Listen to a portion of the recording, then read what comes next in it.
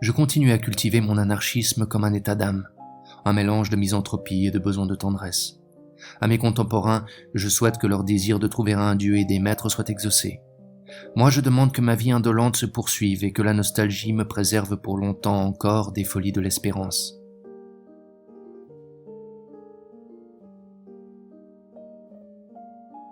Rien n'est moins désirable qu'un au-delà. Nous risquerions d'y retrouver quantité de fâcheux que nous n'avons cessé d'éviter de notre vivant, sans compter ceux que, par chance, nous ne rencontrâmes jamais ici-bas. En outre, si l'Hadès existe, sans doute y est-on confronté à de sérieux problèmes de surpopulation, étant donné le nombre incalculable de morts qui surviennent à tout moment sur Terre, depuis la nuit des temps, sauf à penser que les âmes sont moins encombrantes que les corps, ce que la simple expérience dément.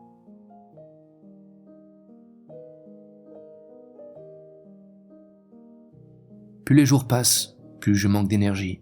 La cause d'une telle atonie, aucune idée. En ai-je honte ? Non. Il y a tellement de bonnes raisons de rester couché. L'histoire est une aberration. Que l'intelligence humaine se soit laissée berner par le désir d'entreprendre, dit tout de sa vanité.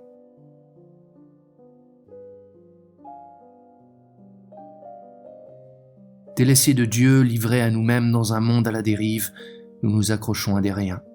Nous nous tournons vers des affaires, des carrières, des charges.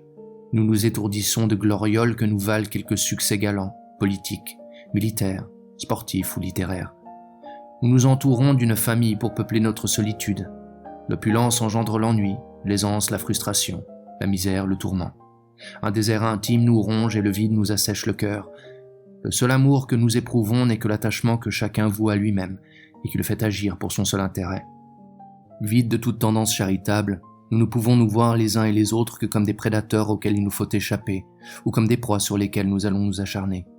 Si nous étions capables d'un sincère examen de conscience, nous nous avouerions ce que nous ne savons que trop, à savoir que nous haïssons notre prochain, et que nous brûlons en permanence de la tentation de l'asservir et de le persécuter, exaltés par la joie que nous en retirerions.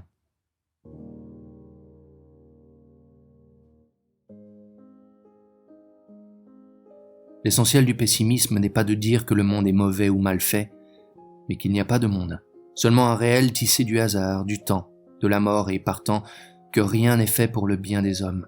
Leur lot, l'alternance de la souffrance, suscitée par le besoin, et de l'ennui engendré par la satiété. Quant aux rares plaisirs qu'ils éprouvent, ce sont des moments de rémission.